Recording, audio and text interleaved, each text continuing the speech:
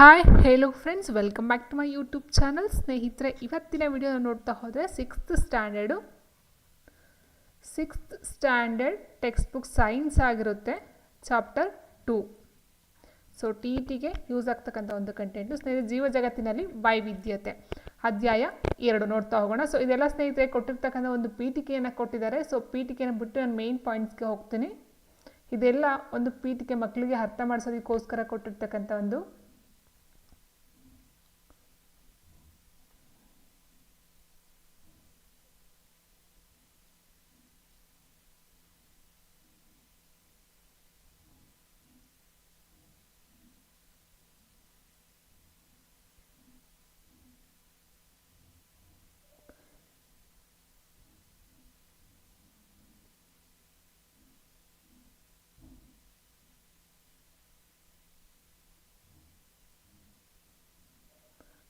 ಇಲ್ಲಿ ತನಕ ಏನು ತೋರಿಸಿರೋ ಸ್ನೇಹಿತರೆ, ಇಲ್ಲಿ ಸಸ್ಯಗಳಾಗಿರ್ಬೋದು, ಸಸ್ಯಕ್ಕೆ ಸಂಬಂಧಪಟ್ಟಂಥ ವಿವಿಧ ಪಾರ್ಟ್ಗಳ ಭಾಗಗಳಾಗಿರಬಹುದು, ಅದರ ಒಂದು ಗುಣಲಕ್ಷಣಗಳನ್ನು ಕೊಡ್ತಾ ಹೋಗಿದ್ದಾರೆ. ಆ್ಯಂಡ್ ಅದೇ ಜೊತೆಗೆ ಪ್ರಾಣಿಗಳ ಒಂದು ಗುಣಲಕ್ಷಣತೆಯನ್ನು ಸಹ ಕೊಟ್ಟಿರ್ತಕ್ಕಂಥ ಒಂದು ಪೀಠಿಕೆ ಆಗಿರುತ್ತೆ. ಇನ್ನು ಮುಂದೆ ಬರ್ತಕ್ಕಂಥ ನಿಮಗೆ ಮೇಯ್ನಾಗಿ ಯೂಸ್ ಆಗ್ತಕ್ಕಂಥ ಒಂದು ಇನ್ಫಾರ್ಮೇಷನ್ ಆಗಿರುತ್ತೆ ಸ್ನೇಹಿತರೆ. ನೋಡಿ, ಕೆಲವು ಸಸ್ಯಗಳು ಕಠಿಣವಾದ, ದಪ್ಪವಾದ, ಕಂದು ಬಣ್ಣದ ಮತ್ತು ಮರದಂತಹ ಗಟ್ಟಿಯಾದ ಕಾಂಡ ಹೊಂದಿದ್ದು ಎತ್ತರವಾಗಿ ಬೆಳೆಯುತ್ತವೆ. ಅವುಗಳ ರೆಂಬೆಗಳು ವಿಶಿಷ್ಟವಾಗಿ ಕಾಂಡದ ಮೇಲಿನ ಭಾಗದಲ್ಲಿ ಮತ್ತು ನೆಲದಿಂದ ಎತ್ತರಕ್ಕೆ ಪ್ರಾರಂಭವಾಗುತ್ತದೆ. ಈ ಸಸ್ಯಗಳನ್ನು ನಾವು ಮರಗಳೆಂದು ಕರೆಯಲಾಗುತ್ತದೆ. ಸ್ನೇಹಿತರೆ, ಇದೇನಂತ ಹೇಳಿದರೆ, ಪ್ಲಾಂಟ್ಸ್ ಅಂತ ಏನು ಹೇಳ್ತೀವೋ ಸಸ್ಯಗಳು ಅಂತ ಹೇಳ್ತೀವಿ, ಹೌದಾ? ಸಸ್ಯಗಳೆಲ್ಲ ವಿಂಗಡಿಸ್ತಾ ಹೋಗ್ತೀವಿ ಸ್ನೇಹಿತರೆ. ಮರಗಳು ಆ್ಯಂಡ್ ಪೊದೆಗಳು, ಅದಾದ ನಂತರ ಹರ್ಬ್ಸ್ ಅಂತ ಹೇಳ್ತೀವಿ, ಗಿಡಮೂಲಿಕೆಗಳು ಆ್ಯಂಡ್ ಕ್ರೀಪರ್ಸ್, ಬಳ್ಳಿಗಳು. ಆ್ಯಂಡ್ ಅದೇ ರೀತಿ ಈ ನೆಲ ಬಳ್ಳಿಗಳು ಅಂತ ಬರುತ್ತೆ, ಗ್ರೌಂಡ್ ಕ್ರೀಪರ್ಸ್ ಅಂತ ಹೇಳ್ತೀವಿ. ಸಸ್ಯಗಳಲ್ಲಿ ಮರಗಳು, ಪೊದೆಗಳು, ಗಿಡಮೂಲಿಕೆಗಳು, ಬಳ್ಳಿಗಳು, ಈ ರೀತಿ ಡಿವೈಡ್ ಮಾಡ್ತಾ ಹೋಗ್ತೀವಿ. ಅದರಲ್ಲಿ ಮರಗಳು ಅಂದರೆ ಯಾವುದು, ಪೊದೆಗಳು ಅಂದರೆ ಯಾವುದು, ಗಿಡಮೂಲಿಕೆಗಳು ಅಂದರೆ ಯಾವುದು, ಬಳ್ಳಿಗಳು ಅಂದರೆ ಯಾವುದು ಅಂತಕ್ಕಂಥ ನಾವು ತಿಳಿತಾ ಹೋಗಬೇಕಾಗುತ್ತೆ ಸ್ನೇಹಿತರೆ. ಕಠಿಣವಾದಂತಹ ಮತ್ತು ದಪ್ಪವಾದ ಮತ್ತು ಕಂದು ಬಣ್ಣದ, ಅಂದರೆ ಈ ಒಂದು ಕಾಂಡ ಏನಿರುತ್ತೋ, ಸ್ಟೆಮ್ ಅಂತ ಏನು ಹೇಳ್ತೀವೋ, ಇದು ತುಂಬ ಒಂದು ಕಂದು ಬಣ್ಣದಲ್ಲಿ ಬರ್ತಕ್ಕಂಥದ್ದಾಗಿರುತ್ತೆ, ದಪ್ಪವಾಗಿರುತ್ತೆ, ಕಠಿಣವಾಗಿರುತ್ತೆ. ಸೊ ಗಟ್ಟಿಯಾದಂಥ ಕಾಂಡವನ್ನು ಹೊಂದಿರತಕ್ಕಂಥದ್ದು, ಎತ್ತರವಾಗಿ ಬೆಳೀತಕ್ಕಂಥದ್ದಾಗಿರುತ್ತೆ, ರೆಂಬೆ ಕೊಂಬೆಗಳನ್ನು ಹೊಂದಿರತಕ್ಕಂಥದ್ದಾಗಿರುತ್ತೆ. ಸೊ ಇಂಥದ್ದನ್ನು ನಾವು ಏನಂತ ಕರಿತೀವಿ, ಮರಗಳು, ಟ್ರೀಸ್ ಅಂತ ಹೇಳ್ತೀವಿ. ಟ್ರೀಸ್, ಮರಗಳು ಅಂತ ಕರಿತೀವಿ. ಫಾರ್ ಎಕ್ಸಾಂಪಲ್, ಅದು ಮಾವಿನ ಮರ ಆಗಿರ್ಬೋದು, ತೆಂಗಿನ ಮರ ಆಗಿರಬಹುದು, ಅಡಿಕೆ ಮರ ಆಗಿರ್ಬೋದು, ಮತ್ತೊಂದು ಒಟ್ಟಿನಲ್ಲಿ ಮರಗಳು ಸಸ್ಯಗಳಲ್ಲಿ ಬರ್ತಕ್ಕಂಥ ಒಂದು ವಿಧ. ಇನ್ನು ನೆಕ್ಸ್ಟ್ ನೋಡ್ತಾ ಹೋದರೆ, ಇದು ಮರ ಆಯಿತು. ಇದು ನಾವು ಪೊದೆ ಅಂತ ಹೇಳ್ತೀವಿ. ಪೊದೆ ಅಂದರೆ ಯಾವ ರೀತಿ ಬರಬಹುದು ನೋಡಿ, ಇಲ್ಲಿ ಕೊಟ್ಟಿರ್ತಕ್ಕಂಥ ಪೊದೆ ಮತ್ತು ಗಿಡಮೂಲಿಕೆ ಇದು, ಅದರ ಡಿಫ್ರೆನ್ಸ್ನ ನೋಡ್ತಾ ಹೋಗ್ಬೇಕಾಗುತ್ತೆ ಸ್ನೇಹಿತರೆ. ಕೆಲವು ಸಸ್ಯಗಳು ಮರಗಳಷ್ಟು ಎತ್ತರ ಇರುವುದಿಲ್ಲ. ಈ ಸಸ್ಯಗಳು ಕಾಂಡಗಳು ಕಂದು ಬಣ್ಣವನ್ನು ಹೊಂದಿದ್ದು ರೆಂಬೆಗಳು ಭೂಮಿಗೆ ಸಮೀಪದಲ್ಲಿ ಇರುತ್ತವೆ. ಇವುಗಳ ಕಾಂಡವು ಗಟ್ಟಿಯಾಗಿದ್ದು ಮರದಲ್ಲಿರುವಷ್ಟು ದಪ್ಪವಾಗಿರುವುದಿಲ್ಲ. ಈ ಸಸ್ಯಗಳನ್ನು ಪೊದೆಗಳು ಅಂತ ಹೇಳ್ತೀವಿ. ಇಟ್ ಮೀನ್ಸ್ ಏನಂತ ಹೇಳಿದ್ರೆ, ಮರಗಳಿಗೆ ಸಂಬಂಧ ಹೋಲಿಸ್ಕೊಂಡಾಗ ಮರಗಳು ಜಾಸ್ತಿ ಗಟ್ಟಿ ಇರುತ್ತೆ, ಅದಕ್ಕಿಂತ ಸ್ವಲ್ಪ ಕಡಿಮೆ ಅಂತ ಹೇಳಿದಾಗ ಅದು ಪೊದೆಗಳು ಬರುತ್ತೆ. ಪೊದೆಗಳಿಗೆ ಫಾರ್ ಎಕ್ಸಾಂಪಲ್ ಅಂತ ಕೊಟ್ಟಿದ್ದಾರೆ ನೋಡಿ, ಇಲ್ಲಿ ರೋಸ್ ಗಿಡ ಕೊಟ್ಟಿದ್ದಾರೆ ಪೊದೆ. ಸೊ ಇಲ್ಲಿ ಕಾಂಡ ಇರುತ್ತೆ. ಫಾರ್ ಎಕ್ಸಾಂಪಲ್, ಇನ್ನು ದಾಸವಾಳ ಗಿಡನೂ ಸಹ ಬರುತ್ತೆ. ದಾಸವಾಳ ಆಗಿರ್ಬೋದು, ಈ ಒಂದು ರೋಸ್ ಗಿಡ ಆಗಿರ್ಬೋದು, ಕಾಂಡ ಇರುತ್ತೆ. ಅದಕ್ಕೆ ಅದೇನಂದರೆ ಕೆಲವೊಂದು ಬ್ರಾಂಚಸ್ಗಳ, ರೆಂಬೆಗಳನ್ನು ಒಳಗೊಂಡಿರ್ತಕ್ಕಂಥದ್ದಾಗಿರುತ್ತೆ. ಆ್ಯಂಡ್ ಇದು ಸ್ವಲ್ಪ ಒಂದು 2-3 ವರ್ಷಗಳ ಕಾಲ ಸಹ ಬದುಕಿರ್ತಕ್ಕಂಥ ಒಂದು ಚಾನ್ಸಸ್ ಇರುತ್ತೆ ಸ್ನೇಹಿತರೆ. ಓಕೆ, ಬಟ್ ಗಿಡಮೂಲಿಕೆಗಳು ಹಾಗಲ್ಲ ನೋಡಿ. ಗಿಡಮೂಲಿಕೆ ಏನಾಗುತ್ತೆ ಅಂದರೆ, ಕೆಲವು ಸಸ್ಯಗಳ ಕಾಂಡಗಳು ತೆಳುವಾಗಿ, ಎಳಸಾಗಿ ಮತ್ತು ಹಸಿರಿನಿಂದ ಕೂಡಿರುತ್ತವೆ. ಫಾರ್ ಎಕ್ಸಾಂಪಲ್, ನಾವು ಕೈಯಿಂದ ಮುರಿತೀವಿ ಅಂತ ಅಂದರೆ ಈ ಒಂದು ಉಗುರಿಂದನೇ ಸಹ ಅದನ್ನು ಮುರಿದಾಕ್ಬಿಡ್ಬಹುದಾಗಿರುತ್ತೆ. ತುಂಬ ತೆಳುವಾಗಿರ್ತಕ್ಕಂಥದ್ದು, ಎಳಸಾಗಿರ್ತಕ್ಕಂಥ ಒಂದು ಗಿಡಗಳೇನು ಬರುತ್ತೋ ಅದನ್ನು ನಾವು ಮೂಲಿಕೆಗಳು, ಹರ್ಬ್ಸ್ ಅಂತ ಹೇಳ್ತೀವಿ. ಹರ್ಬ್ಸ್. ಪೊದೆಗಳನ್ನ ನಾವು ಸ್ಟ್ರಬ್ಸ್ ಅಂತ ಹೇಳ್ತೀವಿ. ಸ್ಟ್ರಬ್ಸ್. ಓಕೆ, ಸೊ ಟೊಮೊಟೊ ಸಸ್ಯ ಒಂದು ಮೂಲಿಕೆ ಬರುತ್ತೆ. ಮೂಲಿಕೆ ಅಂದ ತಕ್ಷಣ ನಿಮಗೆ ಈ ಒಂದು ಔಷಧ ಅಂತ ಅಂದ್ಕೊಳ್ಳೋದಕ್ಕೆ ಹೋಗ್ಬಿಡಿ. ಮೂಲಿಕೆ ಅಂತ ಹೇಳಿದ್ರೆ ಇದು ನಮಗೆ ಕನ್ಫ್ಯೂಸ್ ಆಗ್ತಕ್ಕಂಥ ಒಂದು ಪಾಯಿಂಟ್ ಅಂತ ಹೇಳ್ಬೋದು. ಮೂಲಿಕೆಗಳಂತ ಅಂದರೆ ಸಸ್ಯಗಳ ಕಾಂಡಗಳು ತೆಳುವಾಗಿ, ಎಳಸಾಗಿ, ಹಸಿರಿನಿಂದ ಕೂಡಿರ್ತಕ್ಕಂಥ ಒಂದು ಗಿಡಗಳೇನಿರುತ್ತೋ ಅದನ್ನು ನಾವು ಮೂಲಿಕೆಗಳು ಅಂತ ಕರಿತೀವಿ. ಓಕೆ. ಅಂಡ್ ನೆಕ್ಸ್ಟು ಕೆಲವು ಸಸ್ಯಗಳು ದುರ್ಬಲ ಕಾಂಡಗಳನ್ನು ಹೊಂದಿದ್ದು ಬೆಳೆಯಲು ಆಧಾರದ ಅಗತ್ಯವಿರುತ್ತದೆ. ಇವುಗಳನ್ನು ಬಳ್ಳಿಗಳು ಎಂದು ಕರೆಯಲಾಗುತ್ತದೆ. ಬಳ್ಳಿಗಳಂತ ಹೇಳಿದಾಗ ನಾವು ತುಂಬ ಬಳ್ಳಿ ನೋಡ್ತೀವಿ. ಒಂದು ಮರವನ್ನು ಆಶ್ರಯ ಅಥವಾ ಈ ಥರ ಒಂದು ಯಾವುದೋ ನಾವು ಆಶ್ರಯವನ್ನು ಪಡ್ಕೊಂಡು ಬೆಳೀತಕ್ಕಂಥ ಒಂದು ಸಸ್ಯಗಳನ್ನು ನಾವು ಬಳ್ಳಿಗಳಂತ ಹೇಳ್ತೀವಿ. ಬಳ್ಳಿಗಳನ್ನ ನಾವು ಇಂಗ್ಲೀಷಲ್ಲಿ ಕ್ರೀಪರ್ಸ್ ಅಂತ ಹೇಳ್ತೀವಿ. ಕ್ರೀಪರ್ಸ್. ಅದರ ಜೊತೆಗೆ ಮತ್ತೊಂದು ಬರುತ್ತೆ ನೆಲಬಳ್ಳಿಗಳಂತ ಹೇಳಿದ್ರೆ, ಈಗ ಕೆಲವೊಂದು ಏನಾಗುತ್ತೆ, ಈಗ ಕುಂಬಳಕಾಯಿ ಬರುತ್ತೆ ಹೌದಲ್ವಾ. ಸೊ ಕುಂಬಳ ಆಗಿರ್ಬೋದು ಅಥವಾ ಬೂದುಗುಂಬಳ ಆಗಿರ್ಬೋದು ಅಥವಾ ಈ ಒಂದು ವಾಟರ್ ಮೆಲನ್ ಕಲ್ಲಂಗಡಿ ಆಗಿರ್ಬೋದು, ಇದನ್ನೆಲ್ಲ ನಾವು ಬೇರೊಂದಕ್ಕೆ ಹಬ್ಬಿಸೋದಿಲ್ಲ, ನೆಲದ ಮೇಲೆ ಹೋಗ್ತಕ್ಕಂಥದ್ದಾಗಿರುತ್ತೆ. ಅಂಥದ್ದನ್ನ ನಾವು ಕೆಲವು ಸಸ್ಯಗಳು ನೆಲದ ಮೇಲೆ ಹರಡಿಕೊಳ್ಳುತ್ತವೆ ಮತ್ತು ಇವುಗಳನ್ನ ನಾವು ನೆಲಬಳ್ಳಿಗಳು, ಗ್ರೌಂಡ್ ಕೀಪರ್ ಅಂತ ಹೇಳ್ತೀವಿ. Ground creepers. ಓಕೆ. ಇನ್ನು ನೆಕ್ಸ್ಟ್ ನಾವು ನೋಡ್ತಾ ಹೋದ್ರೆ ಸ್ನೇಹಿತರೆ, ಸಸ್ಯದ ಎಲೆಗಳ ಮೇಲೆ ಸಣ್ಣ ಗೆರೆಗಳನ್ನು ನೀವು ಗಮನಿಸಬಹುದು. ಸೊ ಇದು ವೆರಿ ಇಂಪಾರ್ಟೆಂಟು. ಒಂದು TET ಎಕ್ಸಾಮಲ್ಲಿ ಸಹ ಕೇಳಿದರು. TET ಎಕ್ಸಾಮಲ್ಲಿ ಒಂದು ಪ್ರಶ್ನೆ ಬಂದಿತ್ತು, ಈ ಒಂದು ಜಾಲಬಂಧ ವಿನ್ಯಾಸ ಆಗಿರ್ಬೋದು, ಸಮಾಂತರ ನಾಳ ವಿನ್ಯಾಸ ಆಗಿರ್ಬೋದು, ಆ್ಯಂಡ್ ಅದರ ಒಂದು ಬೇರ್ನ ರಚನೆ ಸಹ ಸೇರಿಸಿ ಒಂದು ಕ್ವೆಶನನ್ನು ಕೊಟ್ಟಿದ್ರು ಸಂಬಂಧಪಟ್ಟಂತೆ. ಸ್ನೇಹಿತರೆ ಇಲ್ಲ ನೋಡ್ತಾ ಹೋದರೆ ಜಾಲಬಂಧ ನಾಳ ವಿನ್ಯಾಸ ಯಾವುದಕ್ಕೆ ಬರುತ್ತೆ, ಸಮಾಂತರ ನಾಳ ವಿನ್ಯಾಸ ಯಾವುದಕ್ಕೆ ಬರುತ್ತೆ, ಹಾಗಂದರೆ ಏನು ಅಂತಕ್ಕಂಥದ್ದು ನಾವು ತಿಳ್ಕೊಳ್ತಾ ಹೋಗಬೇಕಾಗುತ್ತೆ. ಜಾಲಬಂಧ ಅಂತ ಹೇಳಿದ್ರೆ ನೋಡಿ ಈ ರೀತಿ ಇದೆಯಲ್ವಾ. ಸೊ ಇದನ್ನು ನಾವು ಜಾಲಬಂಧ ಮಧ್ಯೆ ಒಂದು ಇದಿಟ್ಕೊಂಡು ಇನ್ನು ಹೇಳ್ಬೇಕಂದ್ರೆ ಜಾಲ ಮೀನ್ಸ್ ನಾವು ನೆಟ್ ಅಂತ ಹೇಳ್ತೀವಿ ಅಥವಾ ವೆಬ್ ಅಂತ ಹೇಳ್ತೀವಿ ಹೌದಾ. ವೆಬ್, ಜಾಲ, ವೆಬ್, ನೆಟ್, ಬಲೆ. ಓಕೆ. ಸೊ ಬಲೆ ಟೈಪಲ್ಲಿ ಏನು ಬಂದಿರುತ್ತೋ ಸೊ ಅದನ್ನು ನಾವು ಜಾಲಬಂಧ ನಾಳ ವಿನ್ಯಾಸ ಅಂತ ಕರಿತೀವಿ. ಸಮಾಂತರ ಅಂತ ಅಂದರೆ ಇದನ್ನು ನಾವು ಸಮಾಂತರ ಅಂತ ಕರಿತೀವಿ ಹೌದಾ. ಸಮಾಂತರ. ಸೊ ಇದು ಏನು ಬಂದಿದೆಯೋ ಹಿಂಗೆ, ಸೊ ಇದನ್ನ ಸಮಾಂತರ ನಾಳ ವಿನ್ಯಾಸ ಅಂತ ಹೇಳ್ತೀವಿ. ಬಾಳೆ ಎಲೆ ಆಗಿರಬಹುದು ಅಥವಾ ಈ ಒಂದು ರಾಗಿ, ಭತ್ತ ಇದೆಲ್ಲ ಬರುತ್ತಲ್ವ. ಸೊ ಅಂತಹ ಒಂದು ಜೋಳ ಆಗಿರ್ಬೋದು, ಇದನ್ನ ನಾವು ಸಮಾಂತರ ನಾಳ ವಿನ್ಯಾಸ ಅಂತ ಹೇಳ್ತಾ ಹೋಗ್ತೀವಿ. ಇನ್ನು ನೆಕ್ಸ್ಟ್ ನಾವು ನೋಡ್ತಾ ಹೋದರೆ ಕೆಲವು ಎಲೆಗಳಲ್ಲಿ ದಪ್ಪನಾಗಿರುವ ಮಧ್ಯದ ನಾಳದ ಇಕ್ಕೆಲೆಗಳಲ್ಲಿ ಜಾಲದ ರೀತಿಯ ನಾಳಗಳನ್ನು ನಾವು ನೋಡ್ತೀವಿ. ನೋಡಿ ಇಲ್ಲಿದೆ ನೋಡಿ, ಮಧ್ಯ ಒಂದು ದಪ್ಪವಾಗಿರ್ತಕ್ಕಂಥದ್ದು ನಾಳ ಇದೆ, ಇದನ್ನ ನಾಳ ಅಂತ ಕರಿತೀವಿ. ಇದೇನಿದೆಯೋ ಒಂದು ಲೈನ್ಗಳು, ಸೊ ಇದನ್ನೆಲ್ಲ ನಾವು ನಾಳ ಅಂತ ಕರಿತೀವಿ. ಇದರಲ್ಲಿ ಎರಡು ಇಕ್ಕೆಲದ ಜಾಲದ ರೀತಿ, ಜಾಲ ಮೀನ್ಸ್ ಬಲೆ, ನಾನು ಹೇಳಿದಾಗ ನೆಟ್ ಅಂತ ಏನು ಹೇಳ್ತೀವೋ ಜಾಲ, ಬಲೆ, ಆ ರೀತಿ ನಾಳಗಳನ್ನು ಹೊಂದಿರತಕ್ಕಂಥದ್ದಾಗಿರುತ್ತೆ. ಅದನ್ನು ನಾವು ನಾಳ ವಿನ್ಯಾಸ ಅಂತ ಕರಿತೀವಿ. ಅಂದರೆ ಜಾಲಬಂಧ ನಾಳ ವಿನ್ಯಾಸ ಅಂತ ಕರಿತಾ ಹೋಗ್ತೀವಿ ಇದನ್ನು. ಇನ್ನು ಫಾರ್ ಎಕ್ಸಾಂಪಲ್ ನಿಮಗೆ ಟೊಮೊಟೊ ಆಗಿರ್ಬೋದು, ಅದು ಬರುತ್ತಲ್ವಾ. ಆ್ಯಂಡ್ ನೆಕ್ಸ್ಟು ಬೆಸ್ಟ್ ಎಕ್ಸಾಂಪಲ್ ಈ ಅರಳಿ ಮರದ ಎಲೆ ನೋಡಿರ್ಬೋದು, ಅಥವಾ ಈ ಒಂದು ಯಾವ್ದು ಬರುತ್ತೆ ಹಲಸಿನ ಮರ ನೋಡಿದಿರಲ್ವ, ಹಲಸಿನ ಎಲೆ ನೋಡಿರ್ತೀರ. ಸೊ ಅದೆಲ್ಲ ನೋಡ್ತಾ ಹೋದಾಗ ನಿಮಗೆ ಗೊತ್ತಾಗುತ್ತೆ ಅದು ಒಂದು ಜಾಲಬಂಧ ನಾಳ ವಿನ್ಯಾಸ ಆಗಿರುತ್ತೆ.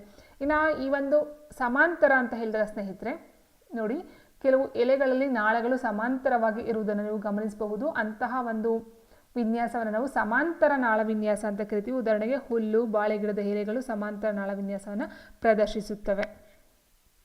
ಇಲ್ಲಿ ಸ್ನೇಹಿತರೆ ಎಲೆಗೆ ಸಂಬಂಧಪಟ್ಟಂತೆ ಆ್ಯಂಡ್ ಬೇರು, ಎಲೆ ಮತ್ತು ಈ ಒಂದು ಏಕದಳ ದ್ವಿದಳ ಧಾನ್ಯಗಳಂತ ಹೇಳ್ತೀವಲ್ಲ, ಸೊ ಮೂರಕ್ಕೂ ಲಿಂಕ್ ಇದೆ. ಅದು ನೆಕ್ಸ್ಟ್ ಎಕ್ಸ್ಪ್ಲೈನ್ ಮಾಡ್ತಾ ಹೋಗ್ತಾ ನಿಮಗೆ ಅರ್ಥ ಆಗುತ್ತೆ ಸ್ನೇಹಿತರೆ. ಮೂರು ಒಂದೇ ಇದರಲ್ಲಿ ಬರ್ತಕ್ಕಂಥದ್ದಾಗಿರುತ್ತೆ. ಯಾವ ರೀತಿ ಅಂತಕ್ಕಂಥದ್ದು ನೋಡ್ತಾ ಹೋಗೋಣ.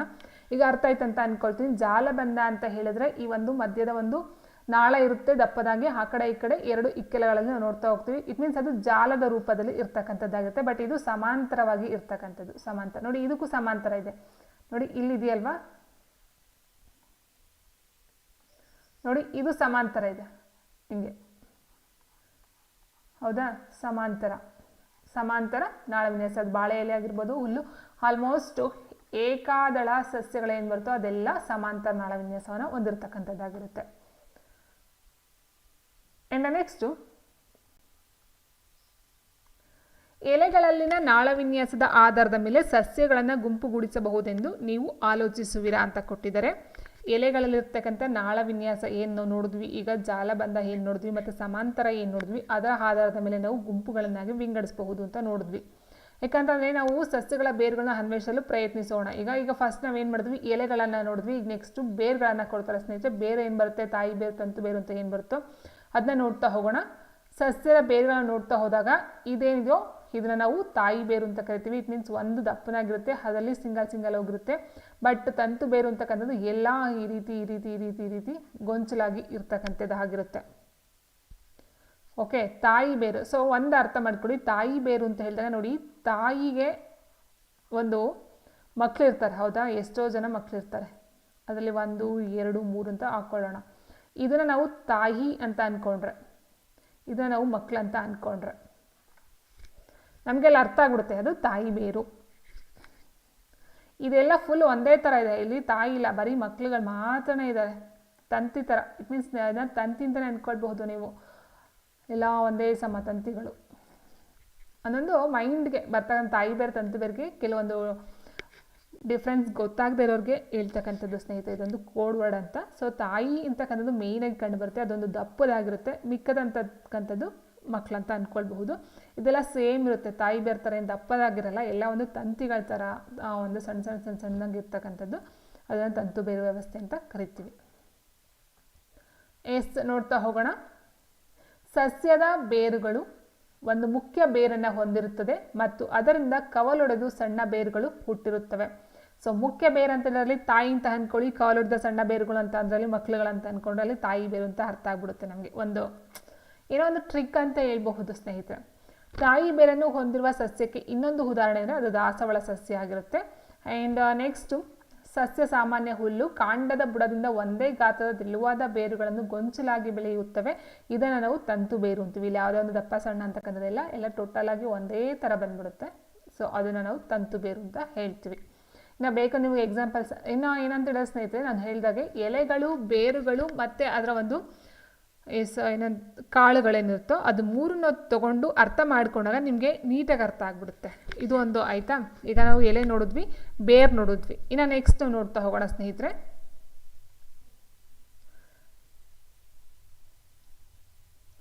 ನೋಡಿ ಇಲ್ಲಿ ಸಾಮಾನ್ಯವಾಗಿ ಜಾಲಬಂಧ ನಾಳವಿನ್ಯಾಸ ಹೊಂದಿರುವ ಸಸ್ಯಗಳು ತಾಯಿ ಬೇರನ್ನು ಹಾಗೂ ಸಮಾಂತರ ನಾಳವಿನ್ಯಾಸ ಹೊಂದಿರುವ ಸಸ್ಯಗಳು ತಂತು ಬೇರು ವ್ಯವಸ್ಥೆಯನ್ನು ಹೊಂದಿರುತ್ತವೆ.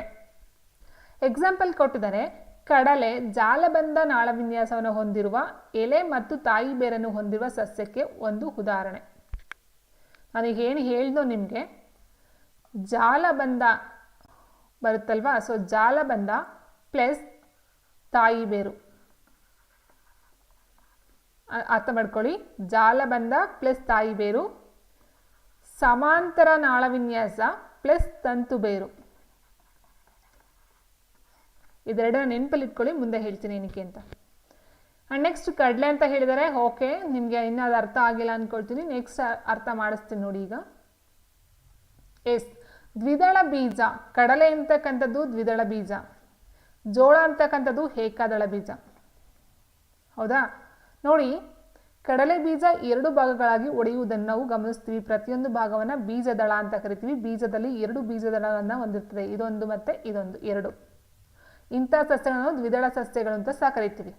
ಆ್ಯಂಡ್ ಜೋಳವು ತೆಳುವಾದ 1 ಬೀಜದಳವನ್ನು ಹೊಂದಿದೆ. ಈ ರೀತಿಯ ಬೀಜಗಳನ್ನು ನಾವು ಹೊಂದಿರುವ ಸಸ್ಯಗಳನ್ನು ಏಕದಳ ಸಸ್ಯಗಳು ಅಂತ ಕರಿತೀವಿ. ಓಕೆ, ಸೊ ಇಲ್ಲಿ ದ್ವಿದಳ ಬೀಜ, ಏಕದಳ ಬೀಜ ನೋಡಿದ್ವಿ, ತಾಯಿ ಬೇರು, ತಂತು ಬೇರು ನೋಡಿದ್ವಿ, ಜಾಲ ವಿನ್ಯಾಸ ಆ್ಯಂಡ್ ಸಮಾಂತರ ನಾಳ ವಿನ್ಯಾಸ ನೋಡಿದ್ವಿ ಸ್ನೇಹಿತರೆ. ಈಗ 3ಕ್ಕೂ ಕನೆಕ್ಷನ್ ಏನು ಅನ್ನೋದನ್ನ ಈಗ ನೋಡ್ತಾ ಹೋಗೋಣ. ನೋಡಿ, ದ್ವಿದಳ ಸಸ್ಯಗಳು ಏನು ಕಡಲೆ ಬೀಜ ಅಂತ ನಾವು ಹೇಳಿದ್ವಿ, ಕಡಲೆ ಬೀಜ ದ್ವಿದಳ ಸಸ್ಯ ಆಗಿರುತ್ತದು, ಹೌದಾ? 2 ದಳವನ್ನು ಹೊಂದಿರತಕ್ಕಂಥ ದ್ವಿದಳ ಪ್ಲಸ್ ಜಾಲಬಂಧ. ಜಾಲಬಂಧ ಅಂದರೆ ಈ ರೀತಿ ಇರ್ತಕ್ಕಂಥದ್ದು, ಹೌದಾ? ಜಾಲ ಅಂತಕ್ಕಂಥದ್ದು. ಆ್ಯಂಡ್ ಜಾಲಬಂಧ ವಿನ್ಯಾಸ ಪ್ಲಸ್ ತಾಯಿ ಬೇರು. ನೋಡಿದ್ದು ತಾಯಿ ಬೇರು. ಯಾವ್ದು ಬರುತ್ತೆ ತಾಯಿ ಬೇರಿಗೆ? ನಾವು ನೋಡಿದಾಗೆ ಒಂದು ಮೇಯ್ನಾಗಿ ಬರುತ್ತೆ, ಅದರಲ್ಲಿ ಕವಲು ಹೊಡೆದಿರ್ತಕ್ಕಂಥದ್ದು ಬರುತ್ತೆ. ಇದು ದ್ವಿದಳ ಸಸ್ಯಗಳ ಹೊಂದಿರ್ತಕ್ಕಂಥ ಒಂದು ಗುಣಲಕ್ಷಣ. ಯಾವುದೆಲ್ಲ ದ್ವಿದಳ ಸಸ್ಯಗಳಾಗಿರುತ್ತೋ ನೀವು ನೋಡ್ಕೋಬಹುದು, ಅದು ಜಾಲಬಂಧ ನಾಳ ವಿನ್ಯಾಸವನ್ನು ಹೊಂದಿರುತ್ತೆ, ತಾಯಿ ಬೇರು ವ್ಯವಸ್ಥೆಯನ್ನೇ ಹೊಂದಿರುತ್ತೆ. ಇನ್ನು ಏಕದಳ ಸಸ್ಯಗಳು ಏನು ಬರುತ್ತೋ, ಏಕದಳ ನೋಡಿ, ಇದು ಜೋಳ ಅಂತ ಏನು ಹೇಳಿದ್ವೋ, ಏಕದಳ ಇದು ಬರ್ತಕ್ಕಂಥದ್ದು ಸಮಾಂತರ. ಸಮಾಂತರ ಮೀನ್ಸ್ ಹುಲ್ಲು ಅಂತ ನೋಡಿದ್ವಿ ಅಲ್ವ, ಬಾಳೆ ಎಲೆ ಹುಲ್ಲು. ಸೊ ಈ ರೀತಿ ಬರುತ್ತಲ್ಲ, ಇದನ್ನು ನಾವು ಸಮಾಂತರ ನಾಳ ವಿನ್ಯಾಸ ಅಂತ ಕರಿತೀವಿ. ಇದೆಲ್ಲ ಎಲ್ಲಿ ಬರುತ್ತೆ? ಏಕದಳ ಬೀಜ ಸಸ್ಯಗಳು ಬರುತ್ತೆ. ಮತ್ತು ತಂತು ಬೇರು ನಾವು ನೋಡಿದ್ವಿ, ತಂತು ಬೇರು ಅಂದರೆ ಸಣ್ಣ ಸಣ್ಣ ಸಣ್ಣ ಸಣ್ಣ ಬೇರುಗಳು. ಇಷ್ಟು ನೀವು ಕೇಳಬಹುದು. ಈಗ ಫಾರ್ ಎಕ್ಸಾಂಪಲ್, ಈಗ ರಾಗಿ ಮತ್ತು ಸಾಸಿವೆ ನೋಡೋಕ್ಕೆ ಎರಡು ಒಂದೇ ರೀತಿಲಿ ಇದ್ದಾವೆ.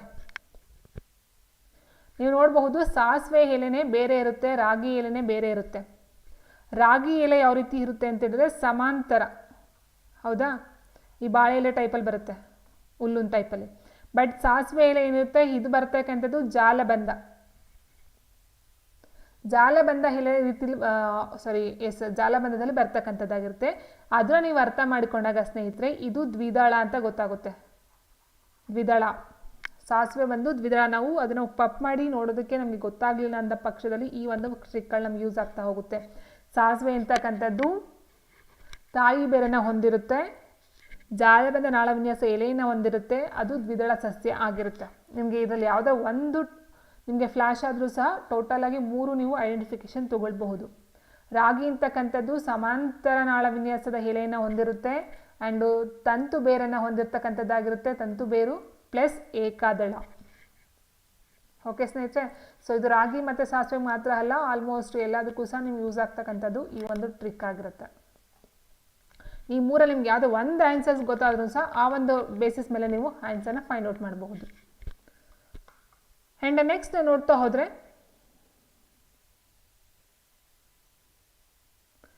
ಪ್ರಾಣಿಗಳ ಒಂದು ಚಲನೆಗೆ ಸಂಬಂಧಪಟ್ಟಂತೆ ಕೊಟ್ಟಿದ್ದಾರೆ.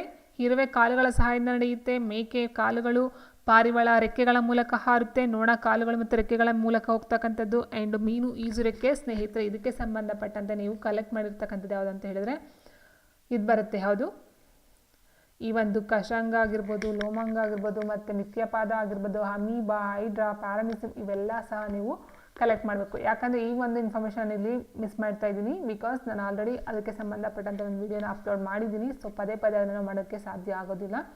ಸೊ ಹಾಗಾಗಿ ಅದನ್ನು ನೀವು ನೀಟಾಗಿ ನೋಡ್ಕೊಳ್ತಾ ಹೋಗಿ.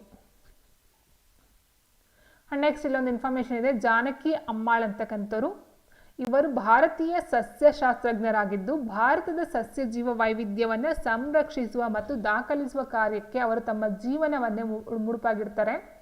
ಮೌನ ಕಣಿವೆಯನ್ನು ಸಂರಕ್ಷಿಸಿ ಎಂಬ ಅಭಿಯಾನದಲ್ಲಿ ಇವರು ಪ್ರಮುಖ ಪಾತ್ರವನ್ನು ವಹಿಸ್ತಾರೆ. ಸೊ ವೆರಿ ಇಂಪಾರ್ಟೆಂಟ್, ಮೌನ ಕಣಿವೆಯನ್ನು ಸಂರಕ್ಷಿಸಿ. ಇದು ಕೇಳಿದ್ದಾರೆ ಎಕ್ಸಾಮಲ್ಲಿ, ಜಾನಕಿ ಅಮ್ಮಾಳ್. ಸೊ ಇದೇನಕ್ಕೆ ಕೇಳಿದ್ದಾರೆ ಅಂದರೆ ಮೌನ ಕಣಿವೆಯಲ್ಲಿ ಜನರಿಗೆ ಒಂದು ಅವಕಾಶ ಇಲ್ಲ, ನಾಟ್ ರಿಸ್ಟ್ರಿಕ್ಷನ್, ಅಂದರೆ ಅಲ್ಲಿ ಹೋಗೋದಕ್ಕೆ ಅವಕಾಶವನ್ನು ಮಾಡಿಕೊಟ್ಟಿಲ್ಲ. ಆ ಒಂದು ಪ್ರಶ್ನೆಯನ್ನು ಕೊಟ್ಟಿದ್ದಾರೆ ಎಕ್ಸಾಮಲ್ಲಿ, TET ಎಕ್ಸಾಮಲ್ಲಿ. ಯಾವ ಒಂದು ಕಾಡುಗಳಿಗೆ ಅಥವಾ ಯಾವುದೋ ಒಂದು ಸ್ಥಳಕ್ಕೆ ಜನರ ಒಂದು ಪ್ರವೇಶ ಕೊಟ್ಟಿಲ್ಲ ಅಂತಕ್ಕಂಥ ಒಂದು ಪ್ರಶ್ನೆಯನ್ನು ಕೊಟ್ಟಿದ್ದಾರೆ, ಮೌನ ಕಣಿವೆ ಯೋಜನೆ. ಸೊ ಆ ಒಂದು ಇದಕ್ಕೆ ಜಾನಕಿ ಅಮ್ಮಾಳು ವೆರಿ ಇಂಪಾರ್ಟೆಂಟ್ ಬರ್ತಾರೆ. ಆ್ಯಂಡ್ ಬೊಟಾನಿಕಲ್ ಸರ್ವೆ ಆಫ್ ಇಂಡಿಯಾದ ಮುಖ್ಯಸ್ಥರಾಗಿ ಭಾರತ ಸಸ್ಯ ವೈವಿಧ್ಯತೆಯನ್ನು ದಾಖಲಿಸುವ ಕಾರ್ಯಕ್ರಮವನ್ನು ಪ್ರಾರಂಭಿಸ್ತಕ್ಕಂಥದ್ದು ಇವರ ಒಂದು ಕೆಲಸ ಮಾಡಿರ್ತಾರೆ ಆ ಒಂದು ಟೈಮಲ್ಲಿ. ಸೊ ಹಾಗಾಗಿ ಇವರನ್ನು ಇವತ್ತು ನೆನೆಸ್ಕೊಳ್ತಕ್ಕಂಥದ್ದಾಗಿರುತ್ತೆ. ವೆರಿ ಇಂಪಾರ್ಟೆಂಟ್, ಮೌನ ಕಣಿವೆ ಅಂತಕ್ಕಂಥದ್ದು ನೀವು ನೆನಪಲ್ಲಿ ಇಟ್ಕೊಳ್ತಾ ಹೋಗಿ. ಮೌನ ಕಣಿವೆ ಈಗ ಎಲ್ಲ ಸುಮಾರು ಒಂದು ಇದಾಗ್ಬಿಟ್ಟಿದೆಯಂತೆ, ಬಟ್ ಅಷ್ಟೊಂದು ಅಲ್ಲಿ ಮೇಂಟೆನೆನ್ಸ್ ಇಲ್ಲ ಅಂತ ಹೇಳ್ತಾರೆ. ಹಾಗಾಗಿ ಜನಗಳನ್ನು ಅಲ್ಲಿ ಬಿಡ್ತಕ್ಕಂಥದ್ದಿಲ್ಲ, ತುಂಬ ಭಯ ಇದೆ ಅನ್ನೋದಕ್ಕೋಸ್ಕರ ಜನಗಳನ್ನು ಅಲ್ಲಿ ಅಲೋ ಮಾಡ್ತಾ ಇಲ್ಲ. ಇದು ಕೇರಳದ ಪಾಲಕ್ಕಾಡ್ ಜಿಲ್ಲೆಯ ಅರಣ್ಯದ ಸತ್ಯಕಥೆ. ಈ ಕಥೆ ತೇವಾಂಶ ಪೂರಿತ ನಿತ್ಯ ಹರಿದ್ವರ್ಣ ಅರಣ್ಯ ಮತ್ತು ಅದರ ಸಂಪದ್ಭರಿತ ಜೀವ ವೈವಿಧ್ಯತೆಯ ಅಸ್ಪರ್ಶ ಸೌಂದರ್ಯವನ್ನು ಸಂರಕ್ಷಣೆ ಮಾಡುವುದರ ಕುರಿತಾಗಿರುತ್ತದೆ. ಮೌನ ಕಣಿವೆ ಎಂದು ಆಗ ಪ್ರಖ್ಯಾತವಾಗಿರುವ ಕಣಿವೆಯ ಉಳಿವಿಗಾಗಿ ಅರಣ್ಯದ ಸುತ್ತಮುತ್ತಲ ಪ್ರದೇಶದಲ್ಲಿ ವಾಸಿಸುತ್ತಿದ್ದ ಸಾಮಾನ್ಯ ಜನರು ಗಮನಾರ್ಹ ಚಳುವಳಿ ನಡೆಸಿ ಈ ಕಣಿವೆಯನ್ನು ಉಳಿಸ್ಕೊಳ್ತಾರೆ. ಕುಂತಿ ನದಿಗೆ ಅಡ್ಡಲಾಗಿ ಜಲವಿದ್ಯುತ್ ಅಣೆಕಟ್ಟ ನಿರ್ಮಾಣದ ಪ್ರಸ್ತಾವನೆಯ ವಿರುದ್ಧ 10 ವರ್ಷಗಳ ಕಾಲ ಹೋರಾಟ ಮಾಡಲಾಗುತ್ತದೆ.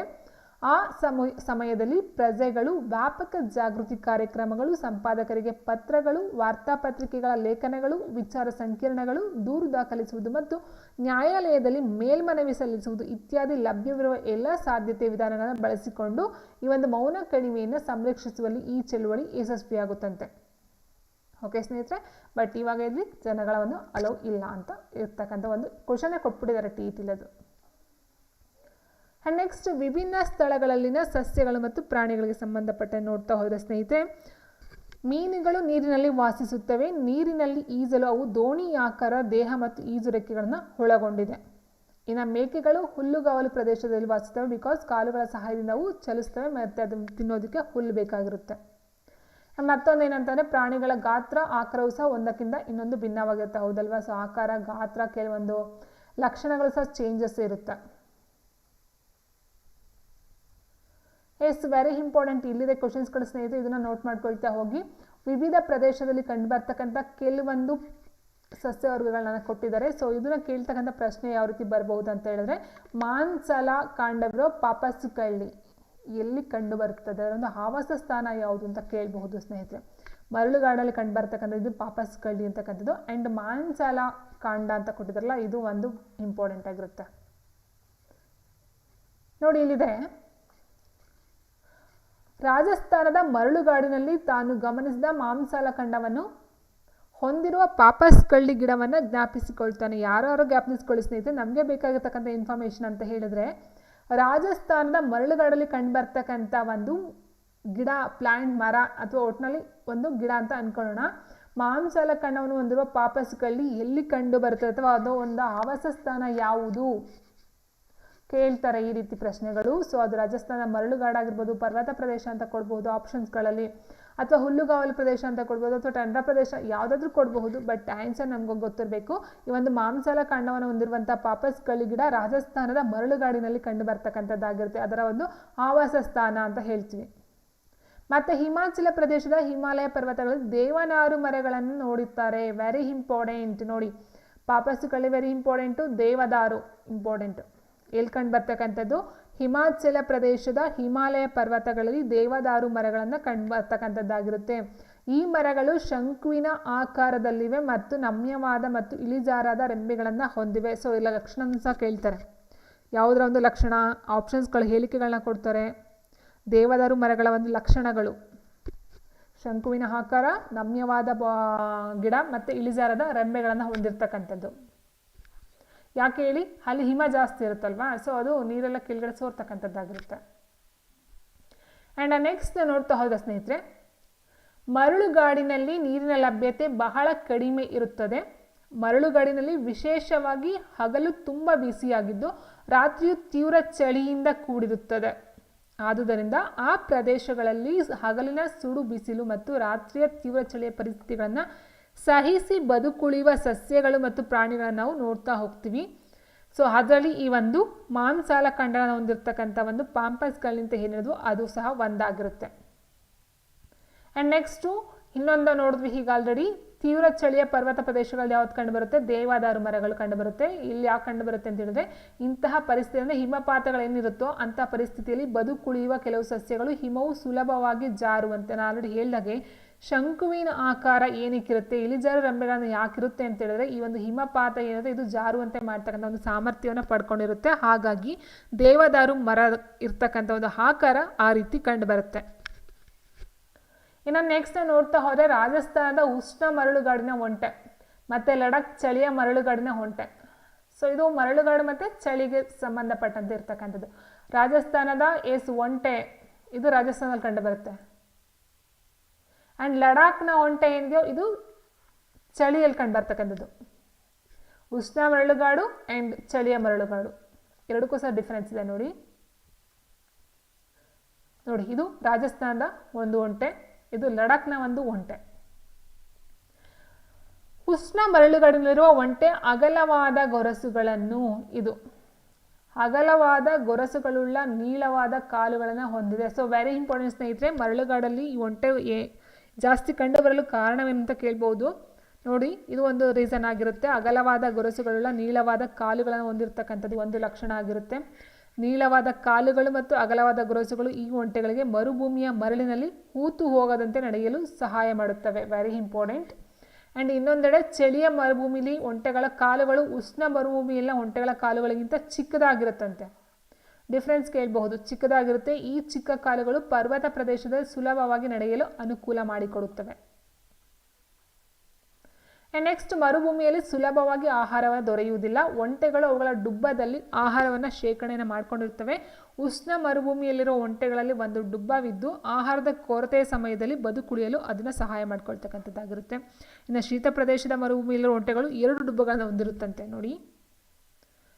ಎರಡು ನೋಡಿ, ಇದು ಕೇಳ್ತಾರೆ, ಚಳಿ ಮರಳುಗಾಡಿ ಅಥವಾ ಶೀತ ಮರಳುಗಾಡಿನ ಹಸು ಒಂಟೆಯಲ್ಲಿ ಎಷ್ಟು ಡುಬ್ಬಗಳು ಕಂಡು ಬರುತ್ತವೆ?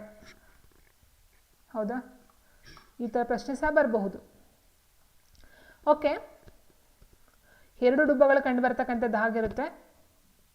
ಇದೇನು ಮಾಡುತ್ತೆ, ಒಂಟೆಗಳು ಸಹ ಒಂದು ಡುಬ್ಬವಿದ್ದು ಓಕೆ ಇದಾಯಿತು. ಒಂದು ಡುಬ್ಬವಿದ್ದು ಆಹಾರದ ಕೊರತೆಯ ಸಮಯದಲ್ಲಿ ಬದುಕುಳಿಯಲು ಸಹಾಯ ಮಾಡುತ್ತೆ. ಶೀತ ಪ್ರದೇಶದ ಮರುಭೂಮಿಯಲ್ಲಿರುವ ಒಂಟೆಗಳು 2 ಡುಬ್ಬಗಳನ್ನು ಹೊಂದಿರುತ್ತೆ.